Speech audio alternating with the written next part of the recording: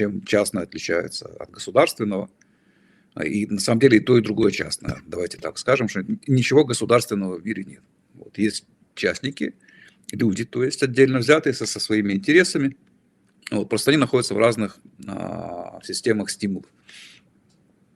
И вот эти системы стимулов и как бы и есть то, что мы называем частное и государственное. Вот. Но в любом случае и те, и другие, они руководствуются своими собственными, а не чьими-то еще интересами. Вот, и преследуют свои, а не чьи-то еще цели. То есть они, ну, с точки зрения, значит, австрийской школы, это, безусловно, так сказать, частники, да, а делает их, так сказать, разными, так что мы это видим, и мы видим последствия разной совершенно их деятельности. Вот именно вот этот набор стимулов, в котором они находятся, и набор стимулов важен, потому что в случае государства он вообще имеет как бы вид институциональный, да, то есть это не просто там какие-то стимулы, которые могут там поменяться или еще что-то с ними может случиться, а это есть, значит, определенного рода вот устоявшаяся институция, которая к тому же поддерживается силой. И она создает, значит, определенный набор стимулов, которые всегда приводят к результатам худшим, чем если бы те же самые люди работали в другой системе, так сказать, стимулов. То есть вот это, ну, более как бы наукообразный, там, если хотите, ответ на вопрос, способно ли там государство что-то там собрать или почему оно собирает там, и так далее, а частный бизнес нет. Просто потому, что частный бизнес туда не пускают. Там, где его пускают, да, вот как в случае с Маском, он себя ведет, значит, значительно эффективнее, чем любой там государственный и так далее. Вот. Плюс, опять-таки, собрать большие, значит, ресурсы, давайте так это называть, то есть имея в виду здесь и деньги, и знания, и людей, которые будут это все делать, и физические какие-то ресурсы, это не есть залог успеха решения задачи, да, а есть как бы правильное соотнесение целей и средств.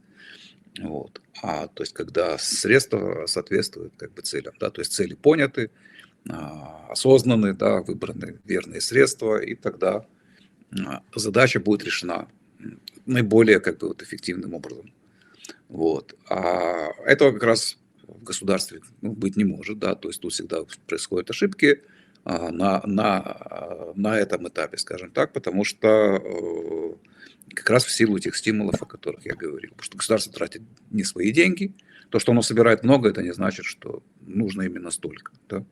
Вот. Потому что частник все сделает гораздо дешевле, и мы это все знаем. То есть, какой пример мы не возьмем, когда что-то, допустим, там приватизировалось или куда-то там допускали частников, да, к какому-то рынку, то всегда оказывалось, что в итоге, что частное, оно дешевле. То есть там, где есть конкуренция, естественно, потому что мне скажут опять-таки, а вот там частные какие-то школы там и так далее, но это все школы в рамках системы образования государства, да, во-первых, вот, а во-вторых, они все имеют, так сказать, лицензии и прочие, и прочие ограничения, которые этот рынок ограничивает. Ни вы, ни я, так сказать, не можем вот так вот сходу взять и открыть какую-то школу и начать там преподавать и так, чтобы наши, ну, условно говоря, те, кто там учатся в наших школах, чтобы они имели такой же статус, допустим, как и те, кто учится в других. То есть нам этого не дадут. Нам этого не дадут. Ну, вот. Точно так же, как и частные врачи, например, которые тоже, опять-таки, зарегулированы и которые назвать частными, вот в том смысле, о котором я говорил, как бы трудно, да, потому что рынки эти закрыты, особенно на Западе. У нас-то еще ладно, у нас пока нет этого, значит, всего этого идиотизма, да, а в Америке совершенно официально количество врачей регулирует Американская медицинская ассоциация, вот, которая сама решает, сколько этих врачей нужно, и, соответственно, понятно, что это, значит, такой картель, вот, который занят просто тем, что он ограничивает предложение врачей. Ну, тупо там, они решают, сколько должно быть медицинских школ, там, сколько там должно людей учиться и так далее. Поэтому за счет этого у них зарплаты как бы в несколько раз выше, чем в Европе, например. Но это не потому, что они лучше лечат, а потому, что их меньше. Вот и все. Да, то есть такой вот замечательный способ как бы, решения всех проблем. То есть назвать такую систему частным бизнесом у меня язык не поворачивается. Потому что частный бизнес – это конкурентный бизнес. Вот, то есть это тот бизнес, где рынки открыты для вхождения новых игроков. Вот, и только это и создает те нужные стимулы как бы, о которых я говорил. Вот эту разницу в стимулах между тем, что мы называем государственным, и тем, что мы называем частным. Вот. Ну, в принципе, ну, во-первых, то есть, если отвечать на этот аргумент, да, то вот есть разные способы ответа в зависимости от подготовки оппонента.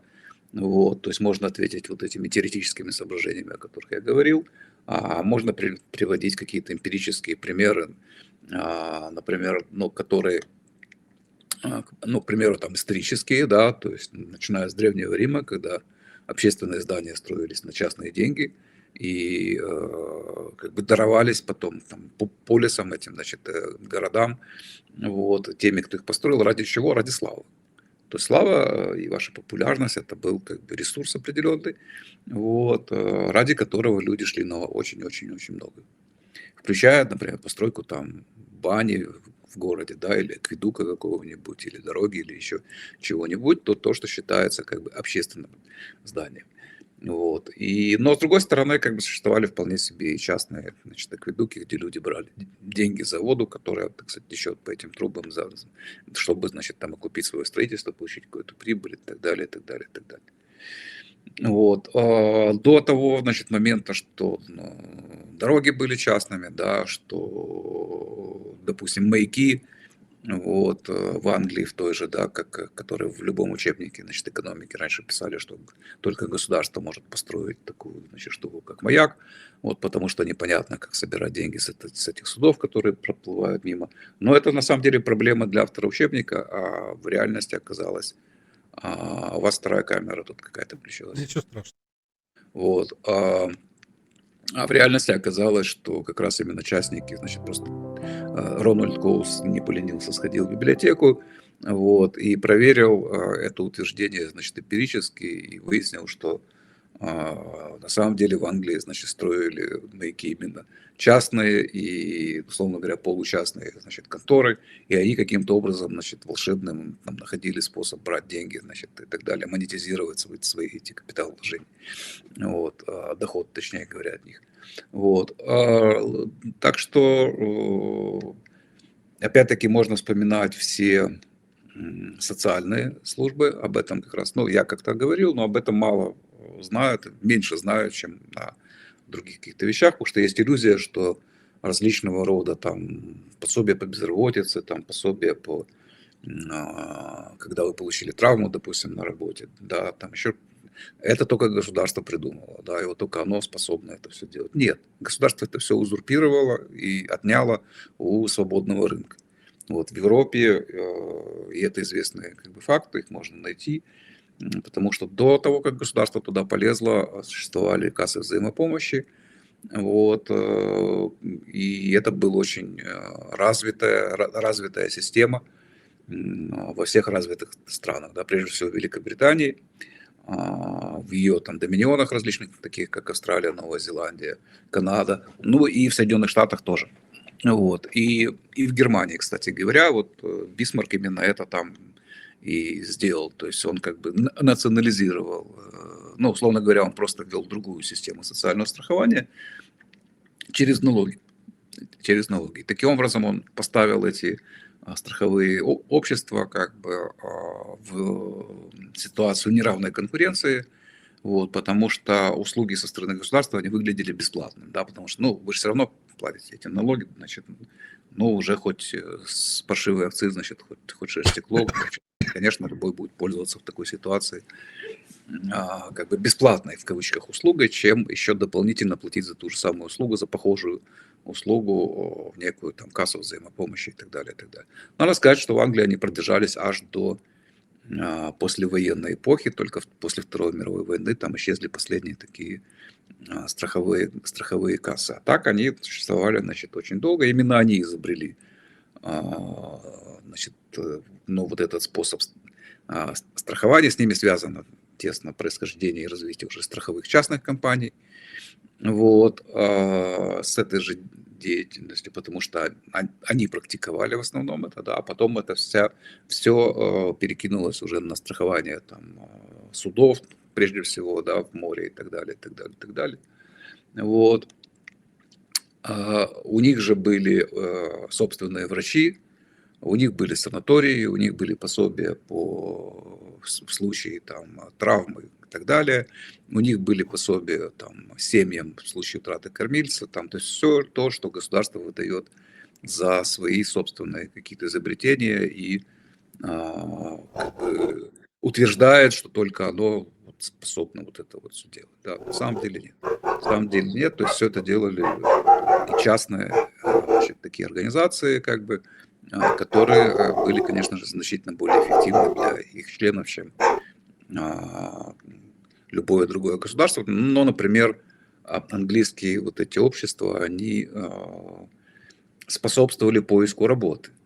То есть, если вы теряли работу, оно, значит, ваше это общество, которое часто имело отделение по всей стране, и не только по всей стране, допустим, вы могли переехать в Австралию, и там, значит, у вас тоже было, опять-таки, то же самое общество, вот, которое помогало вам искать работу и оказывало помощь, допустим, при переезде, если вы покидали Англию в поисках лучшей доли, да, перебирались там в Штаты или в Австралию и так далее, и так далее, и так далее. Вот. А как это так вот сразу там и там? Ну ладно. Вот. Так что я думаю, что здесь ну, с разных сторон можно подходить. Но еще последнее, что мне там приходит в голову, то есть данные по тем же полициям на аутсорсе, то есть во многих американских небольших городах работа полиции была отдана на аутсорс частным компаниям.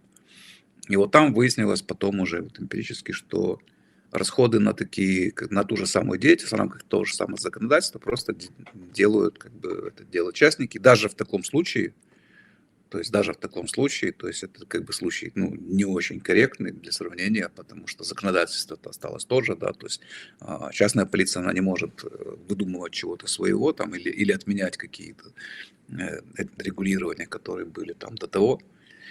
Вот. Так вот, даже в этом случае деятельность таких частных, ну, в кавычках, полиций обходится в 3-4 раза дешевле местным бюджетом, чем это было бы сделано обычным как бы ну, как полиция штата. Если бы это была полиция штата, в котором они находятся. Так что здесь, скажем так, большое поле для ответов. То есть можно отвечать по-разному.